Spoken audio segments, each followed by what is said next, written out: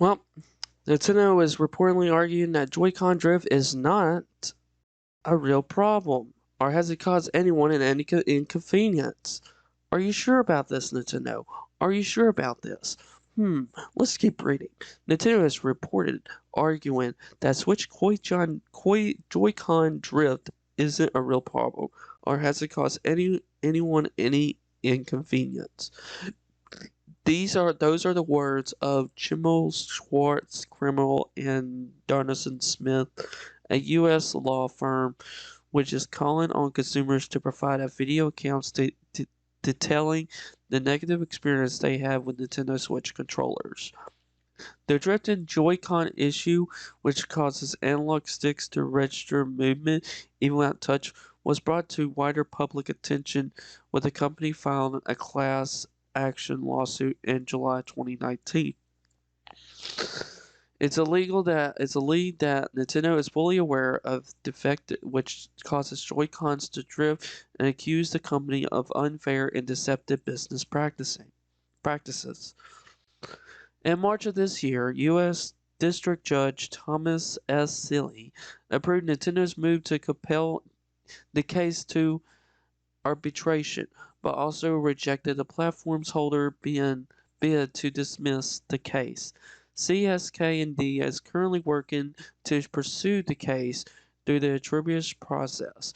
According to online reports, it is now replying to consumers who have previously contracted about the Joy-Con drift problems and asked them to supply short videos outlining the issues which they experience, how Nintendo dealt with their complaints, whether it's affected their confidence in the company's product. Thank you for contacting our law firm about the Nintendo Switch Joy-Con drift integration. Reads an email from the law firm republished on Reddit. We are working on putting together a montage video clips from Nintendo Switch owners such as yourself as a way to give voice to Joy-Con drift issues you experience. This will be helpful to us to responding to Nintendo's arguments about how this isn't a real problem or hasn't caused anyone inconvenience. In an effort humorous to demonstrate the issues that impact on consumers, it will be helpful on the prosecution of the case. If it would submit a short 96-second video to us describing your experience with the Joy-Con drift, I might actually do that. CK&D requests that the video are submitted by October the 16th, and it's Nintendo to share them with Nintendo's attorneys and the company's representative. So, let's watch this video. It's 4 minutes. Where's my volume?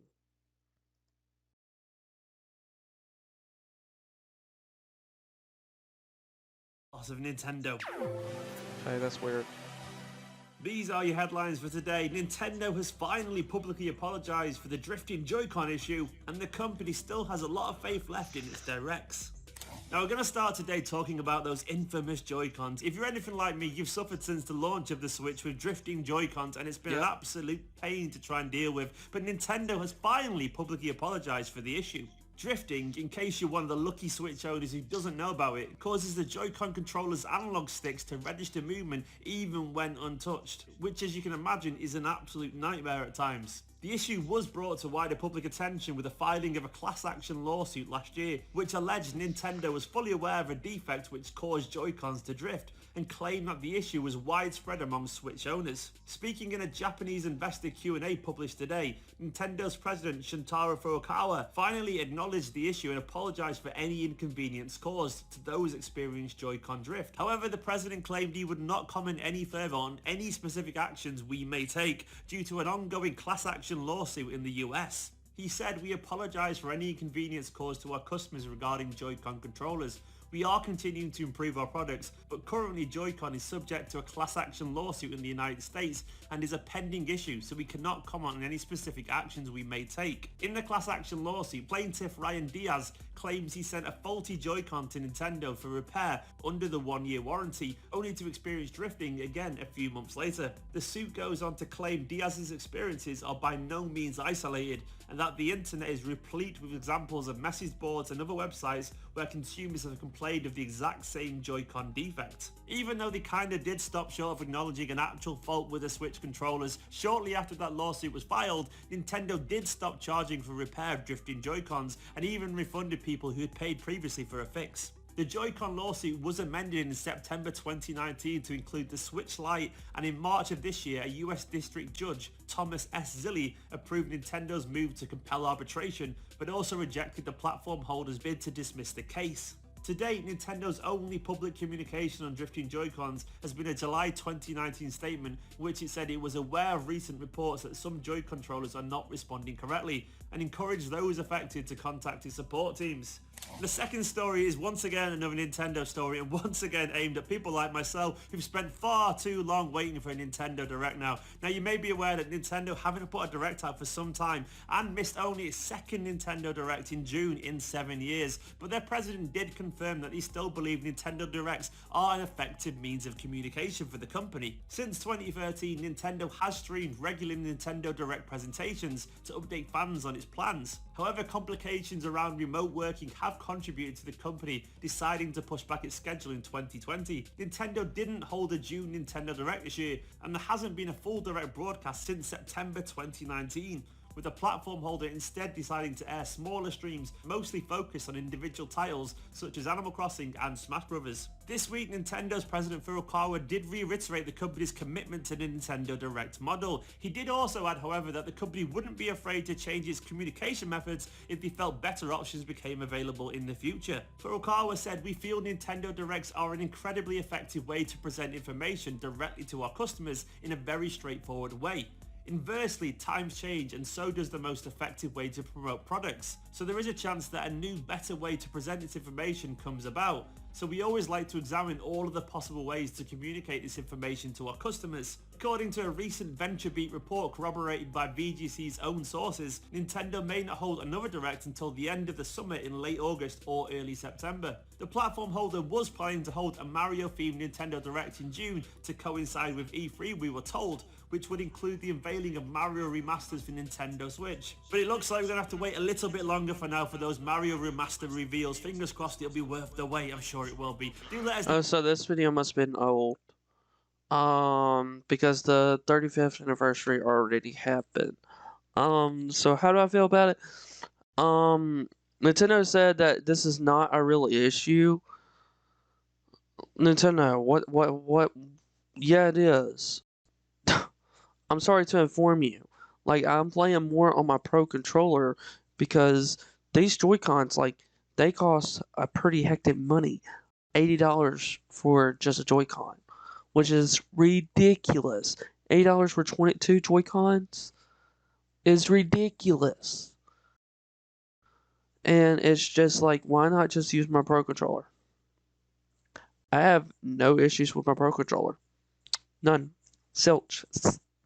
I have no issues with my awesome Pro Controller. Nothing. I have no issues with it whatsoever.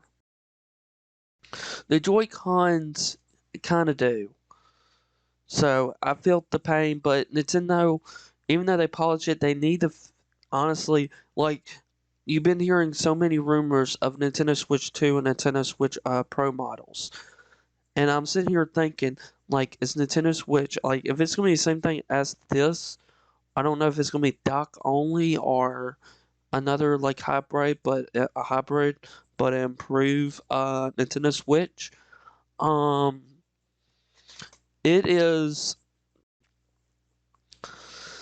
They need to fix it, like, so it won't happen in the future Nintendo Switch generation.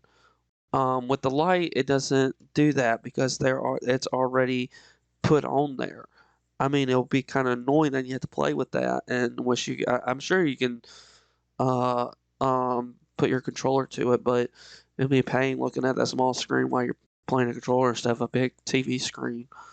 But what do y'all think? After reading this, after watching it, what do y'all think? Do you think that oh, I didn't read all this. Ha ha ha, and I didn't read the comments. Ha ha ha ha. So forget what I said. Shortly after the class action suit was filed last year, Nintendo reportedly stopped charge for repair of drifting Joy-Cons and began refunding those who are already paid for a fix, although it was not acknowledged it was actually fault with Switch controllers. However, Nintendo presidents offered the company first public Joy-Con drift apology. During the investor Q&A in June 2020, we apologize for any inconvenience caused in our customers regarding the Joy-Con controllers. We are continuing to improve our products, but currently Joy-Con is subjected to class action lawsuit in the United States. It is a pending issue, so we cannot commit on any specified action that we may take. Nintendo was hit with a new Joy-Con drift lawsuit in September, which accuses the company of playing obsolete, a policy of producing goods designed to break that needs to be replaced. The lawsuit was filed in Paris by French non-profit consumer organization UFC that, which said it was acting in a bid to get Nintendo to change the way Joy-Cons are manufactured. Now let's see this awesome comments. Please, people, let's make sure Nintendo doesn't get away with this issue. All we do is send a small recording of a class action attorneys with the issue happening to Joy-Cons. If Nintendo gets away with this, there won't be stop in their business practices. Nintendo made Joy-Con drift on purpose to teach us patience. Issue with left both myself, and I don't play heavy games. I sent both of them repaired twice. I play games like Zelda, Animal Crossing, and Picross. Oh yeah, I had my stupid Joy-Con sent back to Nintendo a third time because of the drift. Animal Crossing became so hard to play at the worst of it. Nintendo is a garbage company, completely dishonest, and that might be overblowing it. Like, Nintendo has made some great games. Okay, we shouldn't really bash on them just for one problem. Okay, I think that might be a bit ridiculous. We should let Nintendo be aware of this issue and show them that this is an issue. But we shouldn't bash them. Oh, this is the issue, so everything else you're doing is completely wrong, which is stupid. Are you saying their games is wrong? Animal Crossing, Zelda. Like, are you telling me those games are wrong because of the Joy-Con drift? I mean, it's hard to play, but there's also like a pro controller. Like, that's what I use most of the time.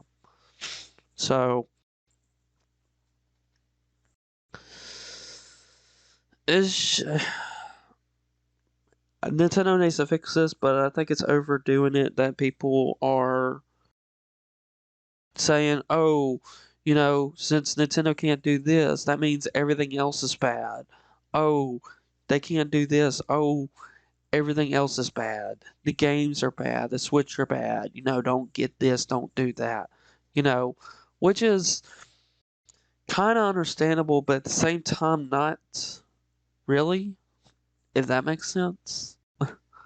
Like, not really. Like, it's just we shouldn't bash on them. Like, I feel like I'm going in a circle with this, but it's just tangling it around my head. But honestly, what do y'all think about this? Do y'all agree with these people? Do you agree with me? Do you not own a Switch? Do you just play on a Pro Controller like I do? Tell me your thoughts in the comments down below. And I'll see you guys and girls in the next gaming news.